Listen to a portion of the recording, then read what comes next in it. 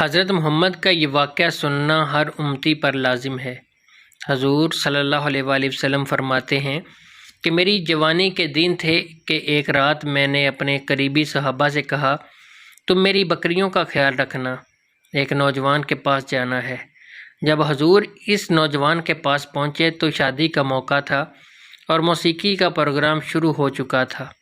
چنانچہ آپ صلی اللہ علیہ وآلہ وسلم بھی موسیقی سننے کے لیے بیٹھ گئے کہ اچانک موسیقی بسم اللہ الرحمن الرحیم۔ ناظرین، کہا جاتا ہے کہ حضرت عبدالمطلب کے لیے کعبے کے سائے میں ایک قلین بچھایا جاتا تھا، وہ اس پر بیٹھا کرتے تھے۔ ان کا احترام اس قدر تھا کہ کوئی اور اس قلین پر نہیں بیٹھتا تھا، چنانچہ ان کے بیٹے اور قریش کے سردار اس قلین کے چاروں طرف بیٹھتے تھے، لیکن رسول اللہ صلی اللہ علیہ وآلہ وسلم وہاں تشریف لاتے تو سیدھے اس قلین پر جا بیٹھتے۔ اس وقت آپ ایک تندرست لڑکے تھے، آپ کی عمر 9 سال کے قریب ہو چلی تھی۔ آپ کے چچا عبدالمطلب کے ادب کی وجہ سے آپ کو اس قلین سے ہٹانا چاہتے تو عبدالمطلب کہتے، میرے بیٹے کو چھوڑ دو، اللہ کی قسم یہ بہت شان والا ہے۔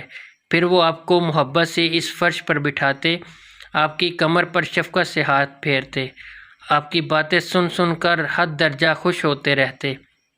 کبھی وہ دوسروں سے کہتے، میرے بیٹے کو یہیں بیٹھنے دو، اسے خود بھی احساس ہے کہ اس کی بڑی شان ہے اور میری آرزو ہے یہ اتنا بلند رتبہ پائے جو کسی عرب کو اس سے پہلے حاصل نہ ہوا ہو اور بعد میں کسی کو حاصل نہ ہو سکے۔ ایک بار انہوں نے یہ الفاظ کہے، میرے بیٹے کو چھوڑ دو، اس کے مزاج میں طبعی طور پر بلندی ہے، اس کی شان نرالی ہوگی۔ ناظرین، آج کی ویڈیو میں ہم نبی کریم صلی اللہ علیہ وآلہ وسلم کی شان کے حوالے سے آپ کو چند عجیب واقعات سنانے والے ہیں، جن سے واضح ہوتا ہے کہ آپ صلی اللہ علیہ وآلہ وسلم کے دادا جان کے دل میں آپ صلی اللہ علیہ وآلہ وسلم کی کس قدر محبت تھی۔ ناظرین، کہتے ہیں کہ عمر کے آخری حصے میں حضرت عبدالمطلب کی آنکھیں جواب دے گئی تھیں، آپ نابینا ہو گئے تھے۔ ایسی حالت میں ایک روز وہ اس قلین پر بیٹھے تھے کہ آپ صلی اللہ علیہ وآلہ وسلم تشریف لے آئے اور سیدھے اس قلین پر جا بیٹھے۔ ایک شخص نے آپ کو قلین سے کھینچ لیا، اس پر آپ رونے لگے۔ آپ کے رونے کی آواز سن کر حضرت عبدالمطلب بے چین ہوئے اور بولے، میرا بیٹا کیوں رو رہا ہے؟ اس شخص نے بتایا، آپ کے قلین پر بیٹھنا چاہتا ہے، ہم نے اسے قلین سے اتار دیا۔ یہ سن کر حضرت عبدالمطلب نے کہا، میرے بیٹے کو قلین پر ہی بٹھا دو، یہ اپنا رتبہ پہچانتا ہے، میری دعا ہے کہ یہ اس رتبے کو پہنچے جو اس سے پہلے کسی عرب کو نہ ملا ہو اور اس کے بعد کسی کو نہ ملے۔ اس کے بعد پھر کسی نے آپ کو قلین پر بیٹھنے سے نہیں روکا۔ روایات میں آتا ہے کہ ایک روز بنو مدلج کے کچھ لوگ حضرت عبدالمطلب سے ملنے کے لیے آئے۔ ان کے پاس اس وقت آپ صلی اللہ علیہ وآلہ وسلم بھی تشریف فرما تھے۔ بنو مدلج کے لوگوں نے آپ کو دیکھا، یہ لوگ قیافہ شناس تھے، یعنی آدمی کا چہرہ دیکھ کر اس کے مستقبل کے بارے میں اندازے بیان کرتے تھے۔ انہوں نے حضرت عبدالمطلب سے کہا، اس بچے کی حفاظت کریں، اس لیے کہ مقام ابراہیم پر جو ابراہیم علیہ السلام کے قدم کا نشان ہے، اس بچے کے پاؤں کا نشان بالکل اس نشان سے ملتا جلتا ہے۔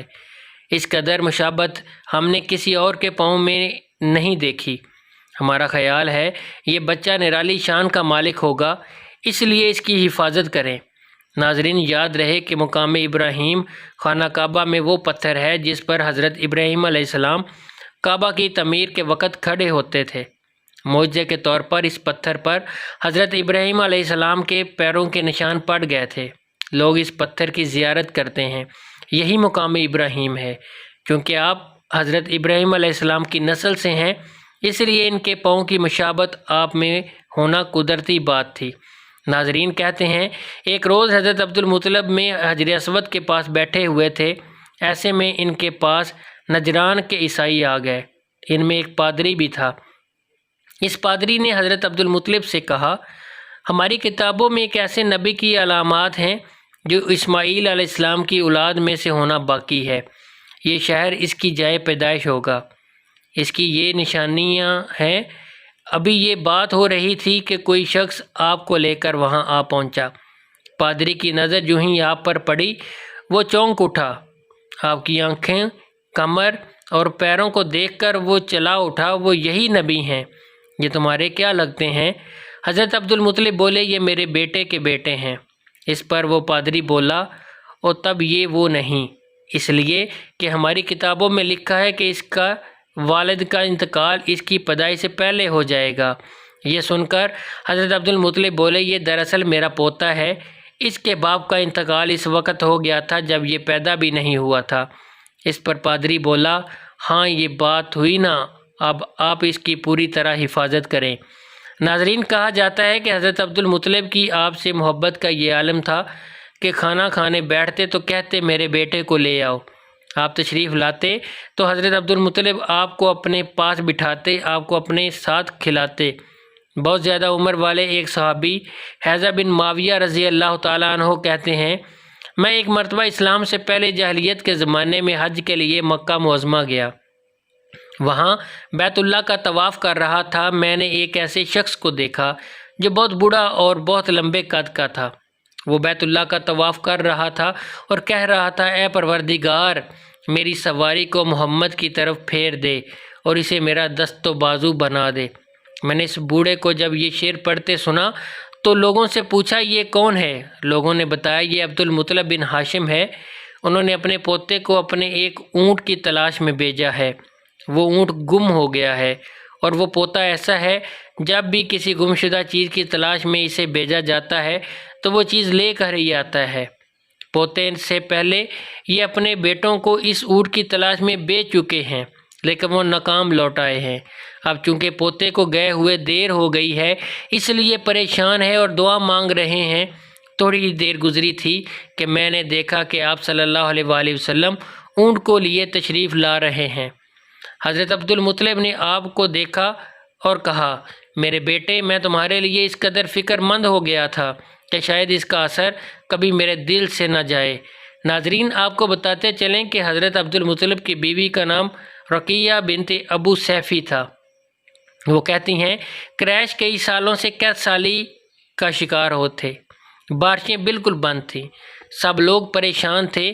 اسی زمانے میں میں نے ایک خواب دیکھا کہ کوئی شخص خواب میں کہہ رہا تھا کہ اے قریش کے لوگوں، تم میں سے ایک نبی ظاہر ہونے والا ہے، اس کے ظہور کا وقت آ گیا ہے، اس لیے اس کے ذریعے تمہیں زندگی ملے گی، یعنی خوب بارشیں ہوں گی، سرسبزی اور شادابی ہوگی۔ تم اپنے لوگوں میں سے ایک ایسا شخص تلاش کرو گے جو لمبے قد کا ہو، گورے رنگ کا ہو، اس کی پلکیں گھنی ہوں، بھویں اور ابرو ملے ہوئے ہوں۔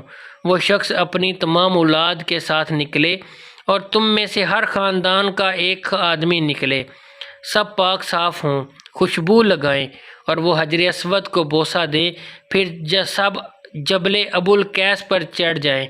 پھر وہ شخص جس کا حلیہ بتایا گیا ہے آگے بڑھے اور بارش کی دعا مانگے، تو تم سب آمین کہو تو بارش ہو جائے گی۔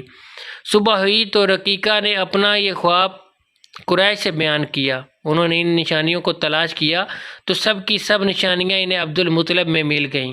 چنانچہ سب ان کے پاس جمع ہوئے، ہر خاندان سے ایک آدمی آیا، ان سب نے شرائط پوری کی۔ اس کے بعد سب ابو القیس پہاڑی پر چڑھ گئے۔ ان میں نبی کریم صلی اللہ علیہ وآلہ وسلم بھی تھے۔ آپ اس وقت 9 عمر تھے۔ پھر حضرت عبد المطلب آگے بڑھے، انہوں نے یوں دعا کی، اے اللہ، یہ سب تیرے غلام ہیں، تیرے غلاموں کی اولاد ہیں، تیری باندیاں ہیں اور تیری باندیوں کی اولاد ہیں۔ ہم پر جو برا وقت آ پڑا ہے تو دیکھ رہا ہے، ہم مسلسل قحط سالی میں ہیں۔ اب اونٹ، گائے، گھوڑے، خچر اور گدھے سب کچھ ختم ہو چکے ہیں اور جانوروں پر بن آئی ہے، اس لیے ہماری یہ خشک سالی ختم فرما دے، ہمیں زندگی اور سرسبزی اور شادابی عطا فرما دے۔ روایات میں آتا ہے، ابھی یہ دعا مانگ ہی رہے تھے کہ بارش شروع ہو گئی، وادیاں پانی سے بھر گئیں، لیکن اس بارش میں ایک عجیب سی بات ہوئی۔ وہ عجیب بات یہ تھی کہ قریش کو یہ سیرابی ضرور حاصل ہوئی، مگر یہ بارش قبیلہ قیس اور بنی منظر کے قریبی بستیوں میں بالکل نہ ہوئی۔ اب لوگ بہت حیران ہوئے کہ یہ کیا بات ہوئی، ایک قبیلے پر بارش آئی اور آس پاس کے سب قبیلے بارش سے محروم۔ تمام قبیلوں کے سردار جمع ہوئے، اس سلسلے میں بات چیت شروع ہوئی۔ ایک سردار نے کہا، ہم زبردست قحط اور خشک سالی کا شکار ہیں، جبکہ قریش کو اللہ تعالیٰ نے بارش عطا کی ہے۔ اور یہ حضرت عبد المطلب کی وجہ سے ہوا ہے، اس لیے ہم سب ان کے پاس چلتے ہیں، اگر وہ ہمارے لیے دعا کریں تو شاید اللہ ہمیں بھی بارش دے دے۔ یہ مشورہ سب کو پسند آیا، چنانچہ یہ لوگ مکہ معظمہ میں آئے اور حضرت عبد المطلب سے ملے، انہیں سلام کیا، پھر ان سے کہا کہ اے عبد المطلب، ہم کئی سالوں سے خشک سالی کا شکار ہیں، ہمیں آپ کی برکت کے بارے میں معلوم ہوا ہے، اس لیے مہربانی فرما کر آپ ہمارے لیے بھی دعا کریں، اس لیے کہ اللہ تعالیٰ نے آپ کی دعا سے قریش کو بارش عطا کی ہے۔ ان کی بات سن کر حضرت عبد المطلب نے کہا، اچھی بات ہے، میں کل میدان عرفات میں آپ لوگوں کے لیے بھی دعا کروں گا۔ دوسرے دن صبح سویرے حضرت عبد المطلب میدان عرفات کی طرف روانہ ہوئے۔ ان کے ساتھ دوسرے لوگوں کے علاوہ ان کے بیٹے اور رسول اللہ صلی اللہ علیہ وآلہ وسلم بھی تھے۔ عرفات کے میدان میں حضرت عبد المطلب کے لیے ایک کرسی بچھائی گئی، وہ اس پر بیٹھ گئے۔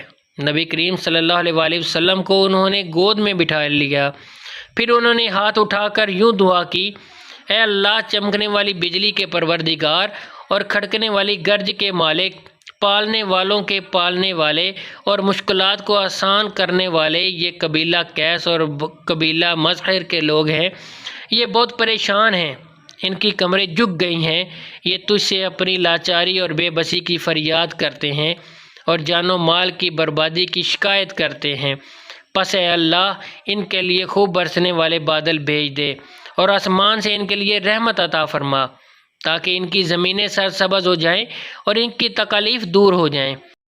کہتے ہیں کہ حضرت عبد المطلب ابھی یہ دعا کر ہی رہے تھے کہ ایک سیاہ بادل اٹھا، حضرت عبد المطلب کی طرف آیا اور ان کے بعد اس کا رخ قبیلہ قیس اور بنو مظہر کی بستیوں کی طرف چلا گیا۔ یہ دیکھ کر حضرت عبد المطلب نے کہا، اے گروہ قریش اور مظہر، جاؤ، تمہاری سرابی حاصل ہو گئی۔ چنانچہ یہ لوگ جب اپنی بستیوں میں پہنچے تو وہاں بارش شروع ہو چکی تھی۔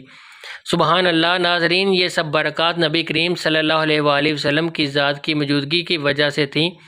جس دعا میں اللہ کے محبوب، اللہ کے حبیب صلی اللہ علیہ وآلہ وسلم کی آمین شامل ہو اور وہ دعا قبول نہ ہو، یہ کیسے ہو سکتا ہے؟